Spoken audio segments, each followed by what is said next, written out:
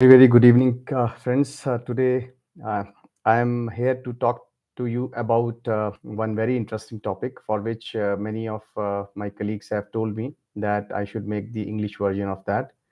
So I thought that let me make the English version of that, and the topic is none other than your belief system. It says that your belief system is the one which creates and defines your uh, complete overall personality. So that is what is belief system.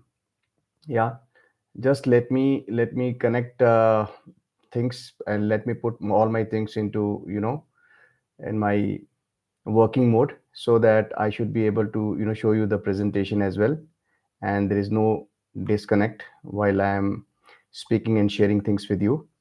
So give me just 1 minute. I believe you know this session will be definitely going to be a good session, good learning session. I'm sorry, I think I'm not able to share my screen. Let me recheck. How can I do that? Or I'll just reconnect it. Just give me one more minute, please. I'm really sorry for this inconvenience to you. But at the while my presentation starts, I would like to share with you that what is belief system. To me, belief system is something which defines your overall persona, which defines your overall thought process. So that is what I believe in belief system. All these small things which you do in I think there is some problem in sharing my screen. No problem, I will do it directly without the screen sharing. So let me tell you that events, the small events which you actually do in your day to day life, they make your behavior, and this behavior makes your habits. Finally, these habits transforms into your character, and that character defines your attitude. That is who you are. So let me tell you, my dear friends, that your belief system is basically the outcome of your attitude, and belief system further defines your actions. Let me give you some examples of the typical belief system people have. Specifically, if you see the ladies of Thailand, they are from a very backward class, and they are piercing their body with bamboo sticks. If I ask you why they are piercing their body with the bamboo stick, you will say this is kind of torture. One should not do that. But if you ask them, they are saying, my Lord is getting pleased and I am getting purified. And that is what his belief system is all about. I'll give you another example of Eastern India. In Eastern India, you might have seen in the videos, in a newspaper, in media, that ladies are carrying Durga lamination and working on the fire and doing firewalk on the burning coal. Now, you will say it's a torture, but if you ask those ladies, they will say that my Durga is getting pleased and I'm getting purified. That is what the belief system is all about. Yeah. Now let me give you another example. The another example is of terrorist. In the name of pleasing the Lord, these terrorists are killing small kids. You must have seen, in the newspaper, you must have seen in the television. Yeah, there are a lot of news which floats in the television, which says that so and so, in the so and so district, these children have been killed by these terrorists, which you and me can't even think of, right? But they are doing it comfortably. If I ask you why they are doing it, you will say it's absolutely inhumane. But if you ask those terrorists, they will say, my Lord is getting pleased, my God is getting pleased, my Allah is getting pleased, and I'm getting purified. That is what is belief system all about. Now, this belief system can actually do anything. I will give you the example of 4 to 5 personalities which everybody knows in this earth. Nelson Mandela, Abraham Lincoln, Mahatma Gandhi, Mother Teresa. They all are powerful people. They are renowned in the across the globe. For what purpose they're known? Because they have a very positive belief system. Nelson Mandela remained behind the bars for 14 long years. How many years? 14 long years, with no salary, no future, no commitment to his own health, wealth, and prosperity. just a belief system that he will fight for the people of his country. That is what belief system is all about. Now, let me transform your thought process of this belief system from belief system to a term called as conditioning. Now, what do you mean by conditioning? If you see and if you go into circus, you will see baby elephants who are tied with a small chain in their childhood, which they will try to break, but in the process they will get a lot of wounds, and definitely some kind of blood will start oozing out from those wounds. So they will start profusely bleeding, and they will see that they are not in a situation to break this chain. Why they are not able to break this chain? Because they don't have that kind of strength while they are young kids. But eventually when they are growing up, the elephant grows, but the thought process in the mind remains same. The chain is same, everything is same, but the elephant, who can actually break tons of such chains, is not even thinking of breaking this small chain, only because of one factor, that's called conditioning. My dear friend, let me quote another example. The another example is of dogs. The dogs which are trained for certain traits, certain habits. For example, dogs are being called upon by their caregivers by ringing the bell for taking the lunch, dinner, or whatever their meals are. Okay. So what happens in this process? The conditioning of the brain takes place in the minds of dogs. What they do, they always believe that whenever there's a ringing, there's something to for us to eat. So that is what conditioning is all about. And in this process, once there's a ringing, the saliva will start coming out from their tongue. That is what is conditioning is all about. So conditioning is something which actually creates your sometime behavior, your thought process. Now let me give you another one more example. You must have heard about placebo, your placebo effect. Doctors are treating patients by just giving placebo to their patients, and the patients are getting treated just because of the fact that if they have taken the medications, they will be okay. What was that medicine? Do you know? It is not a medicine. It's a just sweet chocolate or a sweet toffee formulated and transformed in the form of a tablet. So that is what is called as placebo system. But as the doctor has told them that this is something which will take care of their ailments, which this is something which will help them coming out of or fighting their infections or whatever it is. So that is what it's called as placebo effect. Psychologically, they start believing that if they take this placebo tablet, they will get recovered. This is known only to the doctor who is giving that this is a placebo, but it is not known to the person who is taking as a patient. So that is what is called as psychological healing through placebo. There's no medication inside that sugar tablet, but it's just a placebo tablet. That is what creates a belief system. Yeah. Now let me tell you how this belief system impacts your mind power. Mind power actually is so powerful that it can break you or it can make you. Mind power is so powerful that you can become strongly mental or you can become mentally strong. Mind power is so powerful that you can have a hopeless end or a endless hope. That is what is belief system all about. Now, to transform and to give a complete compendium or a summary or a gist of whatever I'm saying about belief system through a story, a real story, a true story of a lady whom I think everybody knows. I don't know whether you know or you've heard her name or not, but her name is Arunima Sinha. Now, I will tell you about this great lady. It's a very bad story for that lady, but that bad story she had transformed into doing something which you and me cannot even think of. So let me tell you the complete story, a true story of Arunima Sinha.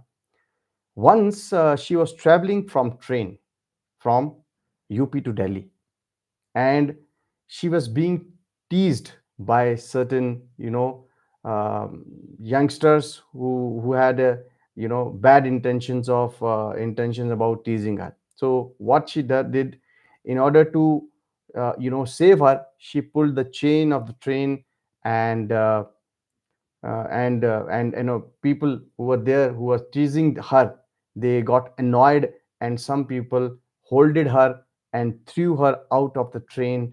And in this process, she fell down very hardly on the next track where the train was actually moving. She got severely injured. Her legs got severely impacted, because the another train, I think, ran away over her legs, and her legs, she had to, her legs got cut. So for the whole night, she kept lying on the track and crying with severe pain, but no one heard her screaming. 49 trains passed her here and there, and she was actually lying in between the railway track. No one was there to listen to her agony. No one was there to listen to her pain. Insects were biting her whole body. Rodents and the mice were eating her cut legs, and absolutely, she were actually sensing that somebody is eating my flesh of the body. That kind of pain she had to undergo, that kind of agony she had to undergo in the whole night. You will not believe that 49 trains passed.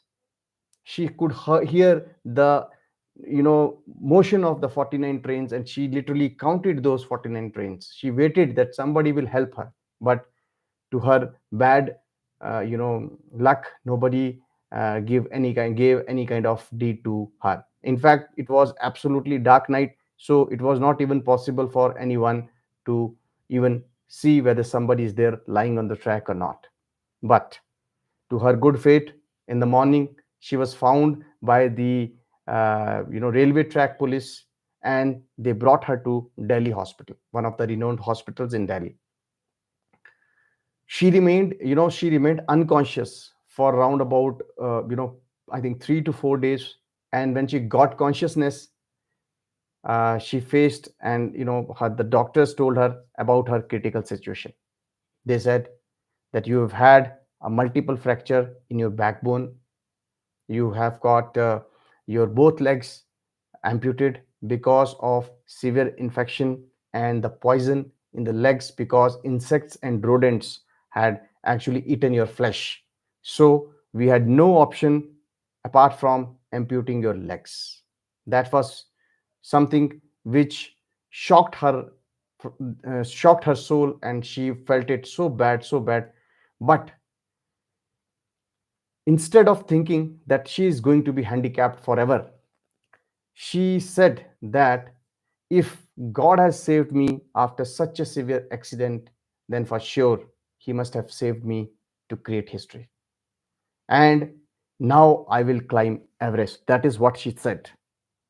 You know, when people heard, the doctors heard that she is saying that with her amputated legs, with the prosthetic leg is basically the artificial leg, with the prosthetic legs which she will be having in future, she is saying that she will climb Everest. To her, to in fact everybody's utmost surprise, she actually, after few days, once she got recovered, she thought of meeting Bachendri Pal. Now you will ask me, who is Bachendri Pal? Bachendri Pal is the first lady to climb Everest. To your all's everybody's surprise, let me tell you, she called Bachendri Pal, took her appointment, and got her appointment for meeting her at her residence.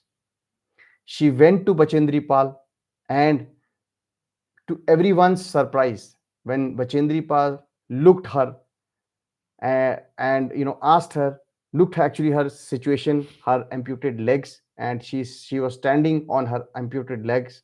So she said that I'm talking about Arunima Sinha. Arunima Sinha said, Madam, I've heard your name, that you are the first lady who has actually climbed Everest. I really want, I have seen you as my mentor. I really want some kind of tips from you in order to climb the Everest. You will not believe, Bachendri Pal, looking at her, situation, she said that, my dear friend, if you have thought of climbing Everest, you have actually climbed the Everest. And only thing left now is the date when the world will come to know that you have climbed the Everest. And let me tell you, after that, after talking to Bachendri Pal, Arunima Sinha went to the Everest, and to everyone's utmost surprise, she not only climbed Mount Everest but climbed all the seven highest peaks of the world. Today, NDA government gave her Padam Shri award, and to appreciate her bravery, her commitment, her passion, and her thought process for doing something which seems impossible for you, me, and everyone. So, what are the learnings out of this small story? So, the learnings are: no one is handicapped by having any organ in the body, but he or she is handicapped by not having the will to win. So, if anyone becomes handicapped by his will, then he is handicapped forever. So, the summary and the gist of my discussion is that you are not handicapped if you don't have, your limbs, maybe upper or lower limbs. You are going to be called handicapped if you don't have will of doing something, you know which you have actually thought of. So this is actually a small session which I thought I will make and discuss with all of you, that belief system is something which creates your overall persona. Now let me give a small, summary of how your personality is being defined and who defines your belief system. Whatever you are doing every day, these are called as events. Like, for example, if I am going to some place, I am going for shopping, and I'm standing next to a vegetable vendor. Okay, I've told him that I want 1 kg of onions. He is busy giving me 1 kg of onions, and in that process I steal, something, some small vegetable. So that is a small kind of event. It could be good, it could be bad, it could be anything. So all these small events which you do in your day-to-day life, they actually defines your behavior. So I'm talking about, let's take the example of a thief. He has a habit of, you know stealing things from everywhere. So that is actually the small events which he's doing, that has transformed him into a thief, which is his behavior, which has started reflecting in his behavior. Now, this behavior, if he continues to perform and keep stealing, this behavior, if he continues to hold, it will become his habit. And this habit will finally define his character, and that character will transform his attitude. So, what you will have to change if you really want to be a good human being, if you really want to be a great personality, you will not have to directly jump on your character, you will not have to directly jump on your habits, you will not have to directly jump on your behavior. You will have to actually drill down further into small events which you're doing in your day-to-day practice. So these small events which you're doing, if you really want to be a great human being, you will have to focus on the small events. And these small events, if you are able to control, I believe the first thing you will yourself notice that there is going to be a significant change in your behavior. Once this behavior is changed, you will see that your habits are changed. And once your habits are changed, you will see your overall character is changed. And once your character is changed, you will have a positive attitude. That is something which is a kind of, vicious cycle. So it is, everything starts with the small events which you do. So my dear friends, if you do good deeds, if you do good small events every day, you will see that over a period of time, your attitude will absolutely transform. You will be a new version of yourself. That is something which I wanted to discuss. I believe you must have liked this small session of mine, which was focused on, your thinking makes your behavior. Anything, any suggestion, if you have, please let me know. And apart from these motivational sessions, I do, take medical sessions and different kind of, financial sessions and all this, because I myself feel that I am a student wherein, there is huge scope for me to learn. It is not that if I am a financial consultant or somebody is a financial consultant, he cannot learn medical. He can always learn medical. If somebody is in medicine, he can always get into motivation. So learning is something which is an ongoing process, and I believe that you should have a multifaceted personality, wherein, wherever you feel that you can jump in and you can learn, you must do that. That will actually help you, designing a overall personality of yours, wherein you will be having a lot of awareness and cognizance of multiple aspects and multiple things. So I think this is sufficient enough for me to talk on belief system. My sincere submission to all of you is that my session, my YouTube channel has a certain objective. The objective is and absolutely declined towards the social cause which we have, which over a period of time I will be sharing with you once the channel is monetized. So till that time, I would request you that please like, subscribe, and forward my channel to all those people where you feel that my small attempt of making these presentations or videos can help that individual. So it's a sincere submission once again to please help me out and be a part of this noble cause. Thank you very much. Have a wonderful day ahead, and I trust and I believe that the session had gone well. Thank you very much.